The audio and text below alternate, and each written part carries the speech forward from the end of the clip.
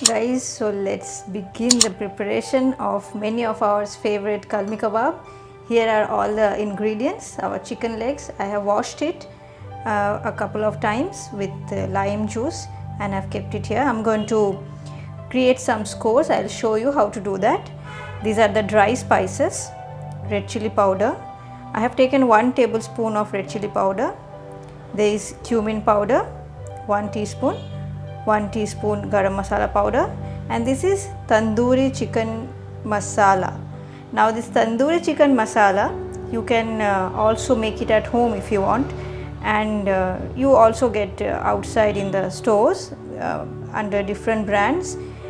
The fragrance and the color vary a little bit from brand to brand, so pick your favorite brand and use it. Also you can prepare it at home, as I said, and salt to taste. Here I have garlic, there is a piece of ginger and lime juice. Turmeric paste I am using, you can also use turmeric powder, and this liquid like thing is a mixture of curd and cashew nuts. So I have taken 4 cashew nuts and 1 tablespoon of curd and I've put it in a mixie grinder, and this is how the consistency is. It's almost like buttermilk, and we are going to use this in our marination. So all these things we need in our marination now. Okay, let me show you what you have to do with the legs. Take the legs. Also some people use a fork, and that also let me show you. Here is our fork, and they just prick it like this. Okay, we are doing this so that our masalas, the marination that we are using, penetrates the chicken skin and makes it tastier. Turn. So this is one way of doing it. Now I'm keeping the fork aside, and let me show you. If you are going to use knife, then just core it like this, angle it this way, and can you see? This is what, turn it around, do the same. Now this side of the leg, the meat is lesser, so as soon as you put your knife, you will feel that almost it is touching the bone. So you don't have to work really hard on this side, but this is how it should appear. Okay, let's do the same to the other leg. I will show you again. This is the angle. Go for this angle. Is 45 degrees. Makes your life easier.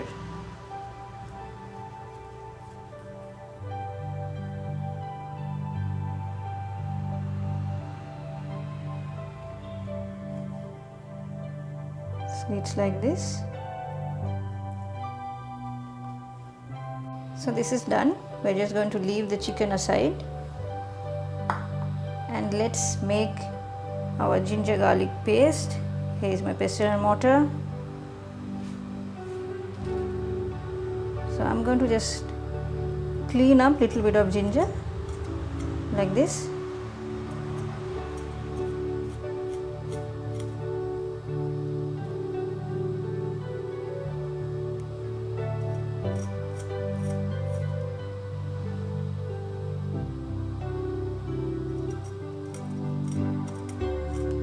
It comes off very quickly. Okay, our ginger is done. Let's put that. Now the garlic, cloves,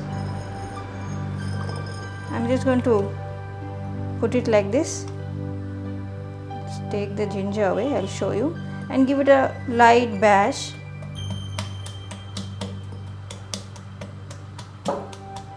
Gently, and the cover is going to come off. See, very easily the cover comes off.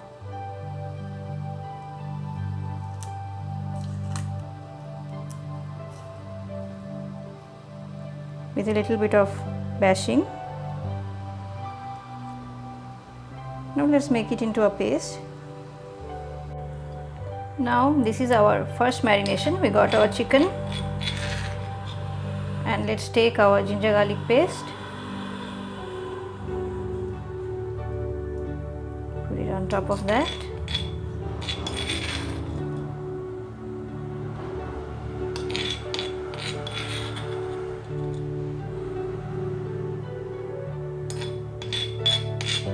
Chicken is already little bit seasoning we have done with salt and lime, as I told you, and then I showed you the scoring. Now we are adding ginger garlic paste. We'll add little bit of salt again. If you have noticed, I always say to add little bit of salt in every step of your cooking. So here it is. Now I'll add little bit of turmeric paste. You can use turmeric powder as well. It's half a teaspoon turmeric paste. Now we're going to rest the chicken, cover it and keep it for 10 to 15 minutes. My chicken has been resting for 15 to 20 minutes.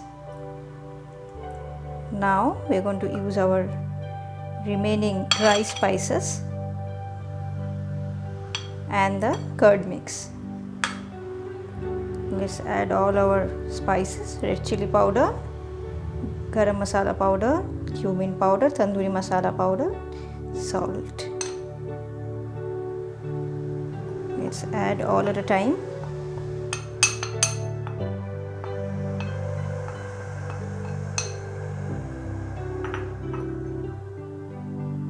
Now at this point of time, you can also use your hands to give it a nice massage. Half a lime, let's squeeze. Lime is going to tenderize the chicken.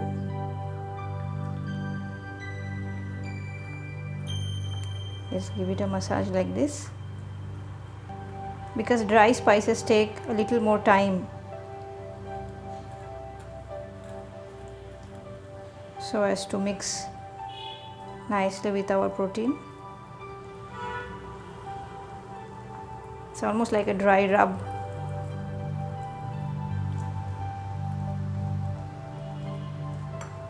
Now let us pour our curd and cashew nut mix. As I told you, it's having a consistency of buttermilk.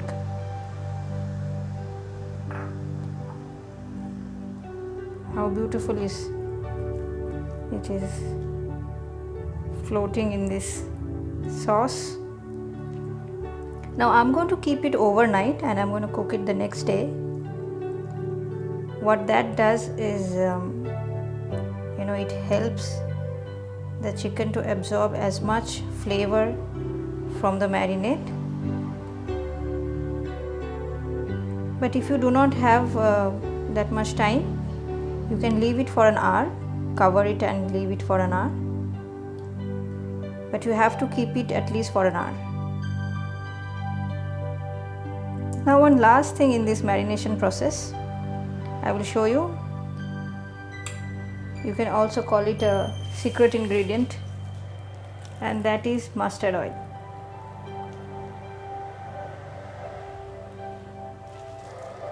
Many won't tell you that this is the secret ingredient. There it is. The restaurants, they always use this, and if you go to Punjab, they will also use it in most of their cooking. Now let us cover this and leave it overnight. Now let us begin our cooking. I am going to add 1 tablespoon of ghee.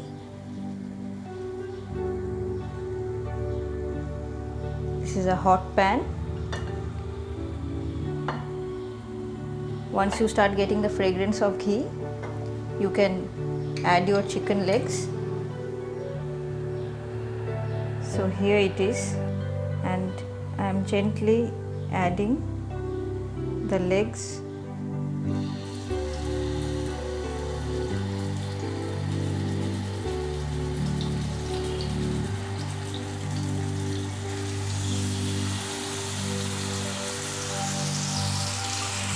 You can hear it sizzle, and it's very important that the pan is hot so that your chicken starts sizzling as soon as you put them in the pan.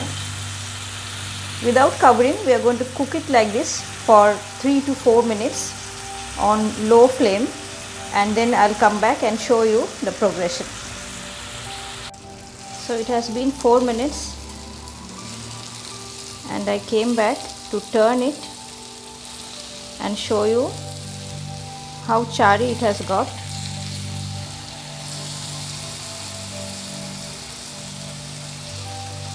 Beautiful dark brown color. Now if you have a grill at home, you can use the grill. You can put the chicken directly on the grill. Now the same thing we're going to do again. We're going to leave it for 3 to 4 minutes, and same color you will be able to see on the other side as well. And we are back after 4 minutes. Time to show you the other side. There you go. The fat that was there has rendered, and this is what is left.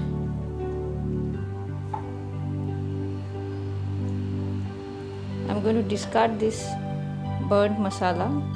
Some people like the smell of it, likes the taste of it. You can keep it if you like it. Now this remaining masala mix that I have, slowly I'm going to pour on top of each leg and continue cooking the same way on low flame. After every minute or so, you have to just turn and see how far it's going. Okay, I'm turning the pieces again.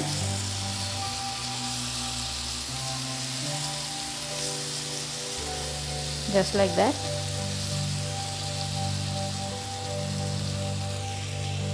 Now the final drizzle of this masala sauce.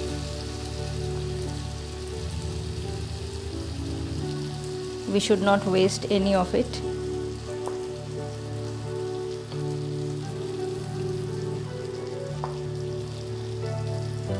If you overcook, so the entire cooking process is 15 minutes. Both sides we cook for 4 minutes each, and then we turn and cook, applying this remaining gravy or masala. Let that happen, and the next time we are back, our kalmi kebab also will be completely ready. As I said, guys, you can see it's completely ready.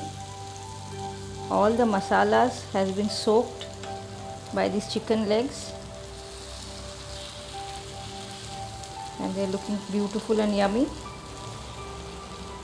At this point of time, one final touch I'll just show you, and after that we'll cover it and leave it like that for at least 5 to 10 minutes before serving. Now this is totally optional. If you don't want to add, you can skip. I'm adding little bit of grated paneer, so by the time we eat it, it will melt